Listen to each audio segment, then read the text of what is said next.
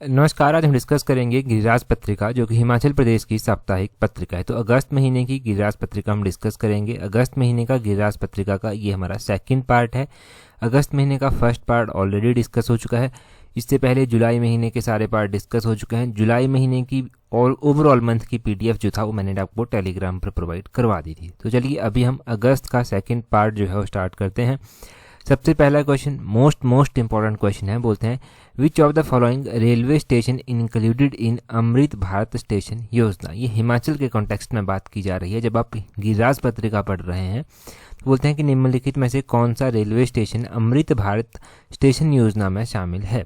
देखो, अमृत भारत स्टेशन योजना है एक, इसमें जो है वो पूरे देश भर से जो है वो 508 रेलवे स्टेशन जो है वो शामिल किए गए हैं और इनका पुनर्विकास किया जाएगा। इनकी आधारशिला जो है वो अभी रखी गई।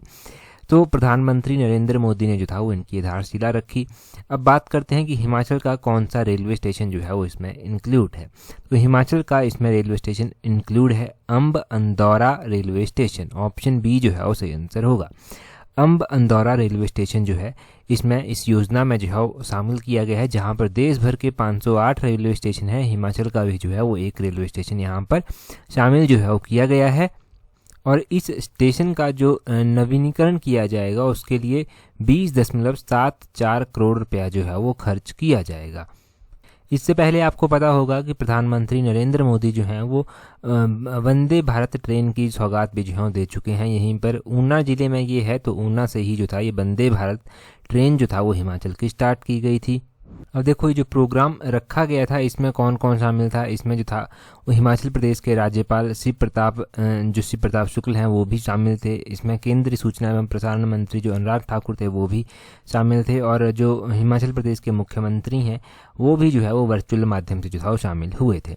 अब आप ध्यान रखें कि राज्यपाल ने जो था वो 2023-24 वित्तीय वर्ष के लिए हिमाचल प्रदेश में रेलवे नेटवर्क के विस्तार के लिए जो 1838 करोड़ रुपया जो है वो दिया गया है।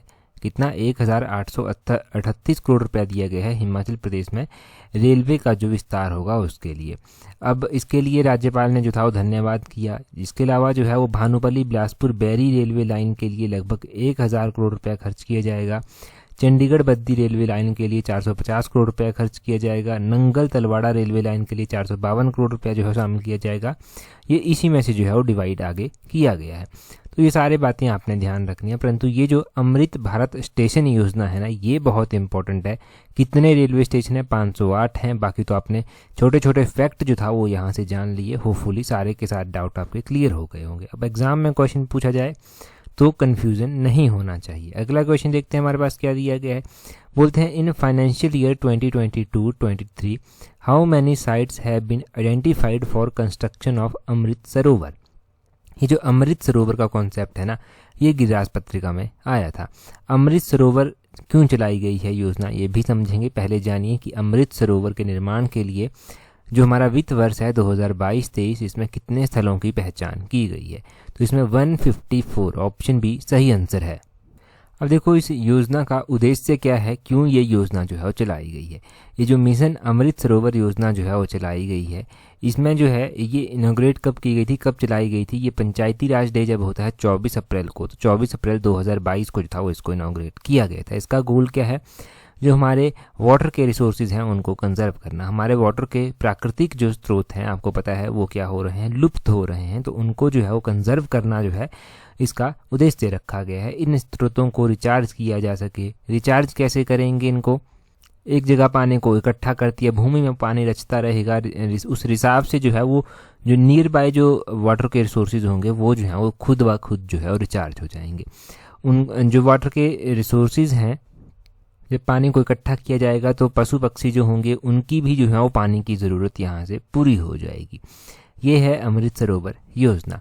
अब कब लॉन्च की गई थी ये पूछा जाए तो पंचायती राज डे 24 अप्रैल 2022 को जारी की गई थी, लॉन्च की गई थी। पंचायती राज डे कब होता है? ये 24 अप्रैल को होता है। यहाँ से ये भी डाउट आपका क्लियर हो गया। अब दूसरा, आप यहाँ से ध्यान रखें कि फाइनेंशियल ईयर 2022-23 में इस योजना के तहत हिमाचल की 154 साइट्स को जो था वो आइडेंटिफाई किया गया था। और जो डाटा ऑफिशियली अवेलेबल है तब तक जो है वो 147 अमृत सरोवर जो है वो कंस्ट्रक्ट किए जा चुके हैं हिमाचल प्रदेश में। ये भी आपने ध्यान रखना है। तो ये लगभग आपने सारे कॉन्सेप्ट, आपने सारे डाउट आपने ध्यान यहाँ से क्लियर कर लिए। अमृत सरोवर योजना इंपॉर्टेंट है। अगला क्वेश्चन देखें, बोलते हैं doctor Yashwant Singh Parmar Jayanti every year observed on. तो देखो परमार जी की जयंती होती है। डॉक्टर परमार जो था वो हिमाचल प्रदेश के पहले मुख्यमंत्री जो था वो बने थे। अब इनकी जयंती कब होती है ना, ये क्वेश्चन यहाँ पर पूछा जाता है। जयंती इनकी होती है 4 अगस्त को। ऑप्शन ए जो है वो सही आंसर है। 4 अगस्त को जो है वो इनकी जयंती जो है वो होती है। और इनकी जो जयंती थी ना, परमार जी की जयंती, तो परमार जी की जयंती पर जो था वो राज्य स्तरीय समारोह का आयोजन जो था वो किया गया था। ये हिमाचल प्रदेश के प्रथम मुख्यमंत्री थे और इस बार इनकी 117वीं जयंती जो था वो मनाई गई। 117th जयंती जो था वो इनकी इस बार मनाई गई। ये भी आपने ध्यान रखना है। इनका जन्म कब हुआ था? इनका जन्म जो था वो 4 अगस्त 1906 को जो था वो हुआ था। 4 अगस्त 1906 में इनका जन्म हुआ था। इनका देहांत जो था वो 2 मई 1981 में जो था वो इनका देहांत जो था वो हुआ था। तो ये आपने ध्यान रखना है कि कब ये स्वर्गवास हुए और कब इनका जन्म हुआ। ये तो बेसिक बातें हैं इनके बारे में याद रखने के लिए। आप ध्यान रखना कि जब 15 अगस्त 1947 को देश आज़ाद हुआ था तो उसके 9 महीनों के बाद ही जो था वो 15 अप्रैल 1948 को हिमाचल प्रदेश जो था वो बना दिया गया था। इसमें इनका काफ़ी योगदान जो था वो रहा था। और उसके बाद 25 जनवरी 1971 का दिन था जब हिमाचल प्रदेश को पूर्ण राज्य का दर्जा दिया गया, तो उसमें भी जो था वो इनका बहुत ही ज़्यादा योगदान था। अच्छा, परमार जी कब कब मुख्यमंत्री बने थे ये भी पता होना चाहिए। तो ये 1952 में पहली बार मुख्यमंत्री बनते हैं। 1956 तक जो है ये मुख्यमंत्री रहते हैं। ये सिरमौर के पच्छाद विधानसभा क्षेत्र से जो था वो चुने गए थे पहली बार। दूसरी बार ये 1963 में बनते हैं, 1967 तक रहते हैं। और तीसरी बार जो है ये 1967 में बनते हैं, 1972 तक रहते हैं। चौथी बार जो है ये 1972 में बनते हैं और 1977 तक जो है वो रहते हैं। तो ये 4 बार जो था वो हिमाचल प्रदेश के मुख्यमंत्री रहे। कांग्रेस पार्टी से संबंध रखते थे और ये आपने सारी बातें इनके बारे में जो है अब ध्यान रखनी है। कई बार क्वेश्चन पूछने वाला क्या करता है, पूछ लेता है कि परमार जी के बाद मुख्यमंत्री कौन बना। तो इनके इमीडिएट बाद जो था वो रामलाल ठाकुर जो था वो मुख्यमंत्री बने थे 1977 में। सरकार नहीं चल पाई थी, फिर से इलेक्शन हुए थे 1977 में ही। 1977 में जो था वो शांता कुमार जी जो था वो फिर से चुनकर आए थे और 1980 तक रहे थे। इनकी सरकार भी नहीं चल पाई और 1980 में फिर से इलेक्शन होते हैं। फिर से रामलाल ठाकुर जो है वो मुख्यमंत्री बनते हैं और 1983 तक रहते हैं ये हिमाचल प्रदेश के मुख्यमंत्री। तो ये सारी बातें आप परमार जी के बारे में ध्यान रखना। कोई भी क्वेश्चन अब एग्जाम में पूछा जाए आपका गलत नहीं होना चाहिए। अगला क्वेश्चन देखिए, बोलते हैं in which district the state level independence day will be organised in Himachal Pradesh. तो बोलते हैं कि हिमाचल प्रदेश में राज्य स्तरीय स्वतंत्रता दिवस किस जिले में आयोजित किया जाएगा। हम बात कर रहे हैं जो 15 अगस्त को स्वतंत्रता दिवस मनाया जाता है, वो जो है वो स्टेट लेवल का जो होगा वो कहाँ पर, कौन से ज़िले में जो है वो आयोजित किया जाएगा। तो देखो हिमाचल में ये कुल्लू ज़िले में जो है वो आयोजित किया जाएगा। ऑप्शन ए जो है वो सही आंसर है। कुल्लू ज़िले में जो है ये आयोजित किया जाएगा। ये राज्य स्तरीय होगा। कुल्लू में कहाँ पर ये आयोजित किया जाएगा, तो ये मनाली, कुल्लू के मनाली में ये आयोजित किया जाएगा। मनाली का भी एक उपमंडल है जहाँ पर ये आयोजित किया जाएगा। तो मनाली के 7 से उपमंडल में जो है ये ऑर्गेनाइज किया जाएगा। 7 से उपमंडल आप ध्यान रखना मनाली का, जहाँ पर ये ऑर्गेनाइज जो है वो किया जाएगा। अब 7 से उपमंडल आपने ध्यान रखना है, मनाली ध्यान रखना है, यहाँ पर जो है ये ऑर्गेनाइज किया जाएगा। अब आपको पता है ना स्वतंत्रता दिवस कब मनाया जाता है, 15 अगस्त को मनाया जाता है। ये बात तो पता है। 15 अगस्त 2023 को अलग अलग जिलों में भी जो है ये जिला स्तरीय प्रोग्राम रखे जाएंगे। अब जिला स्तरीय में अगर हम बात करते हैं कि हिमाचल प्रदेश के कौन कौन से मंत्री कहाँ कहाँ पर जाएंगे, ये एग्ज़ाम पॉइंट ऑफ व्यू से इम्पोर्टेंट नहीं है। सिर्फ एग्ज़ाम पॉइंट ऑफ व्यू से state level independence day important है, परंतु फिर भी आपको पता होना चाहिए। हिमाचल प्रदेश के जो विधानसभा के अध्यक्ष हैं श्री कुलदीप सिंह पठानिया, वो मंडी में जो है वो जिला स्तरीय राज्य इस समारोह की अध्यक्षता करेंगे। उप मुख्यमंत्री मुकेश अग्निहोत्री जो है वो कांगड़ा के धर्मशाला में अध्यक्षता करेंगे। सोलन के जो स्वास्थ्य एवं परिवार कल्याण मंत्री हैं डॉक्टर धनीराम शांडिल, वो जो है वो सोलन में इसकी अध्यक्षता करेंगे। चंबा में जो है जो हिमाचल प्रदेश के कृषि मंत्री हैं चंद्र कुमार, उनको जो है वो भेजा जाएगा। और हमीरपुर में उद्योग मंत्री श्री हर्षवर्धन चौहान जो है वो इसकी अध्यक्षता जो है वो करेंगे। और अगर हम बात करते हैं कि किन्नौर में, तो किन्नौर के रिकांगपिओ में जो है वो जो राजस्व मंत्री हैं हिमाचल प्रदेश के जगत सिंह नेगी, वो इसकी अध्यक्षता करेंगे। ऊना में शिक्षा मंत्री रोहित ठाकुर जो हैं वो इसकी अध्यक्षता करेंगे। शिमला में ग्रामीण विकास एवं पंचायती राज मंत्री जो हैं वो इसकी अध्यक्षता करेंगे अनिरुद्ध सिंह। और सिरमौर के नाहन में जो है इसकी अध्यक्षता की जाएगी मंत्री श्री विक्रम आदित्य सिंह जी के द्वारा। और ये आपने सारे ध्यान रखने हैं कि यहाँ पर कौन कहाँ पर जो है वो इसकी अध्यक्षता करेगा, ये सारे मैंने बता दिया आपको। यहाँ से देखो ये ध्यान नहीं रखना है सिर्फ आपने, यहाँ से आपने मंत्री भी ध्यान रखना है कि कौन सा मंत्री है हिमाचल का, उसका क्या नाम है, किस मंत्री के पास कौन सी मिनिस्ट्री दी गई है, वो भी पता होना चाहिए।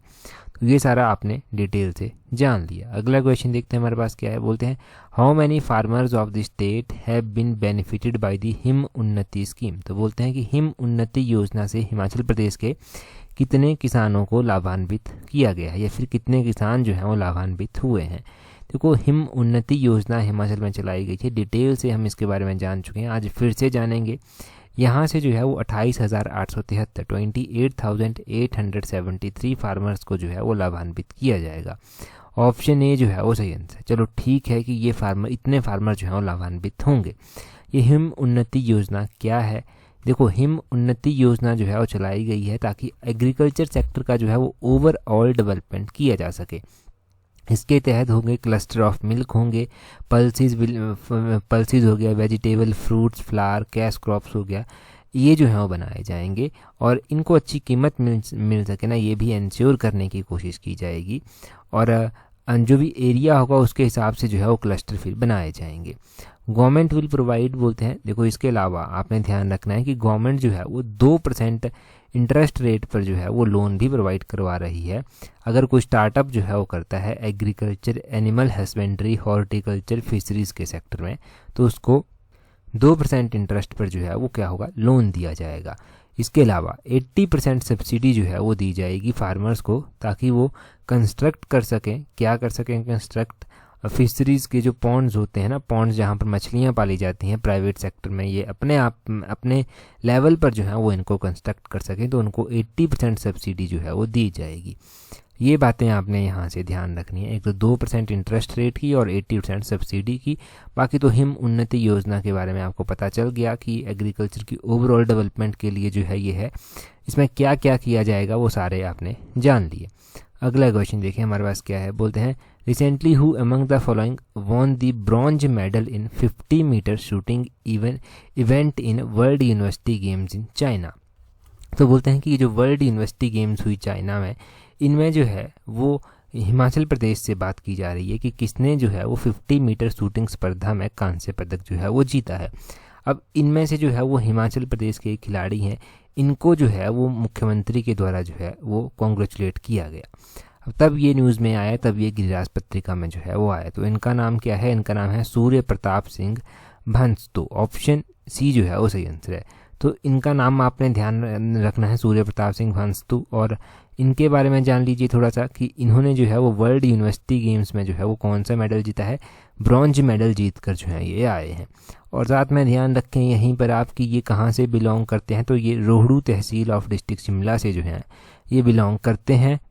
अब देखो जो मेडल टैली इसकी है ना, वर्ल्ड यूनिवर्सिटी गेम्स 2023 की, इसमें आपने ध्यान रखना है कि टॉप है चाइना, उसके बाद है जापान, जापान के बाद है रिपब्लिक ऑफ कोरिया। ये तो टॉप 3 आपने ध्यान रखने हैं। और इंडिया है 7वें नंबर पर, इंडिया जो है वो 7वें नंबर पर है। अब हम बात करते हैं मेडल्स की। तो मेडल जो है वो गोल्ड मेडल है, सिल्वर मेडल है और ब्रॉन्ज मेडल है। तो चाइना ने जो है वो 90 गोल्ड मेडल, 37 सिल्वर मेडल और 33 ब्रॉन्ज मेडल जो है वो जीते हैं। चाइना ने टोटल जो है वो 160 मेडल जो हैं वो जीते हैं। उसके बाद बात करते हैं जापान की। तो जापान ने टोटल 83 मेडल जो हैं वो जीते हैं। 83 में से जापान ने 20 गोल्ड, 28 सिल्वर और 35 ब्रॉन्ज मेडल जो हैं वो जीते हैं। रिपब्लिक ऑफ कोरिया की बात करें तो इसने टोटल 52 मेडल जो हैं वो जीते हैं। 52 मेडल्स में से जो है वो इसने 17 गोल्ड, 15 सिल्वर और 20 जो है वो ब्रॉन्ज मेडल जीते हैं। इंडिया जो कि 7वें नंबर पर है, उसने जो है वो 26 मेडल जो है वो यहाँ पर जीते हैं। 26 मेडल जो है वो इंडिया ने जीते हैं। इसमें से 11 जो है वो गोल्ड मेडल हैं, 5 सिल्वर मेडल हैं और 10 जो है वो ब्रॉन्ज मेडल हैं।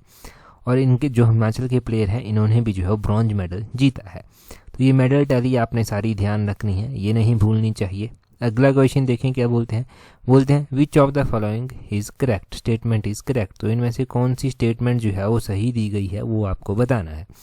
देखिए बोलते हैं Rangrik village is situated in Baspa valley of Kinnaur district की। रंगरीक जो गांव है वो बसपा घाटी जो कि किन्नौर में स्थित है वहाँ पर स्थित है। आगे बोलते हैं Shongtong Karcham hydro electric project capacity is 450 megawatt की। जो सोंगटोम कड़छम प्रोजेक्ट है इसकी कैपेसिटी जो है वो 450 मेगावाट है, ये कहा गया। अब दो स्टेटमेंट्स दी गई हैं, आपको बताना है कौन सी सही है कौन सी गलत है। पहली स्टेटमेंट से बात करते हैं कि क्यों न्यूज़ में आई और क्या सही आंसर है। रंगरीक विलेज बसपा वैली में स्थित नहीं है। ये कहाँ पर स्थित है, ये स्पीति वैली में जो है वो स्थित है। डिस्ट्रिक्ट लाहौल स्पीति की स्पीति वैली में जो है वो स्थित है। क्यों ये चर्चा में आया, क्योंकि राज पत्रिका में आया। हिमाचल प्रदेश के मुख्यमंत्री रक्षा मंत्री से जो है वो मिले। रक्षा मंत्री हैं, केंद्रीय जो रक्षा मंत्री हैं वो राजनाथ सिंह है। इनके साथ इन्होंने मुलाकात की और इन्होंने यहाँ पर कहा कि स्पीति घाटी में जो रंगरीक है यहाँ पर जो है वो हवाई पट्टी का निर्माण जो है वो किया जाए, इसके लिए इन्होंने रिक्वेस्ट की। ठीक है, क्योंकि आपको पता है ये इंटरनेशनल अगर हम पॉइंट ऑफ व्यू से देखें, चाइना पॉइंट ऑफ व्यू से देखें तब भी ये इम्पोर्टेंट है। तो यहाँ पर इन्होंने जो है वो इसकी मांग की, तब ये चर्चा में आया। तो ये आपको पता चल गया कि क्यों ये चर्चा में आया। अब दूसरा बोलते हैं कि यहाँ पर बोलते हैं Shongtong Karcham hydro electric project capacity is 450 megawatt की। इस परियोजना की कैपेसिटी 450 मेगावाट है। बिल्कुल सही बात है कि सोंगटोम कड़छम परियोजना की कैपेसिटी जो है वो 450 मेगावाट है। तो ये भी चर्चा में था, इसके बारे में भी बात की जा रही थी, तभी जो था ये दोनों चर्चा में आए। तो ये आपने अब ध्यान रखना है। इसी आर्टिकल में जो है वो BRO की बात भी की गई थी, बॉर्डर रोड ऑर्गेनाइजेशन की बात भी की गई थी। तो BRO की स्थापना जो था वो कब की गई थी, ये आपने ध्यान रख लेना है थोड़ा सा। बॉर्डर रोड ऑर्गेनाइजेशन की स्थापना ये 1960 में की गई थी। 1960 में जो था वो इसकी स्थापना की गई थी, 1960 में। ये आप यहाँ से ध्यान रख लें। तो ये बेसिक क्वेश्चन आपने जान लिए। Only second statement is correct, only 2 जो है वो करेक्ट है, 1 जो है वो इनकरेक्ट है, वो आपने जान लिया, वो आपको पता चल गया। अभी हम देखते हैं जी हमारे पास नेक्स्ट क्वेश्चन जो है वो क्या दिया गया है। नेक्स्ट क्वेश्चन में बोलते हैं national handloom day every year observed on. तो बोलते हैं कि राष्ट्रीय हथकरघा दिवस प्रत्येक वर्ष जो है वो कब मनाया जाता है। अब देखो राष्ट्रीय हथकरघा दिवस, ये मैंने टेलीग्राम पर क्विज भी डाला था, राष्ट्रीय हथकरघा दिवस नेशनल हैंडलूम डे का। अब ये 7 अगस्त को मनाया जाता है, ऑप्शन ए सही आंसर है। 7 अगस्त को जो है नेशनल हैंडलूम डे जो है वो मनाया जाता है। चलो ठीक है, 7 अगस्त को जो है वो नेशनल हैंडलूम डे जो है वो मनाया जाता है। आपने ध्यान रखना है कि इस वर्ष 2023 में जो नेशनल हैंडलूम डे मनाया गया, इसकी थीम क्या थी, इसकी थीम क्या रखी गई थी, इसकी थीम रखी गई थी handloom for sustainable fashion. Telegram पर जब मैंने क्विज डाला था ना तो मैंने 2 ऑप्शन दी गई थी, एक मैंने हैंडलूम फॉर सस्टेनेबल फैशन दी थी, एक मैंने हैंडलूम फॉर सस्टेनेबल फ्यूचर दी थी। मैक्सिमम ने फ्यूचर ही जो था वो सही किया था। तो ध्यान रखें हैंडलूम फॉर सस्टेनेबल फैशन जो है वो सही आंसर होगा। 33% लोगों ने जो था वो क्या किया था, फैशन टिक किया था। और उसके अलावा 42% लोगों ने जो था वो क्या टिक किया था, इन्होंने जो था वो फ्यूचर जो था वो टिक कर दिया था यहाँ पर। तो फैशन होगा सही, ये आपने ध्यान रखना है। क्या होगा, हैंडलूम फॉर सस्टेनेबल फैशन। और बाकी के जो बचते हैं उन्होंने तो बाकी के ऑप्शन जो था वो क्लिक किए थे।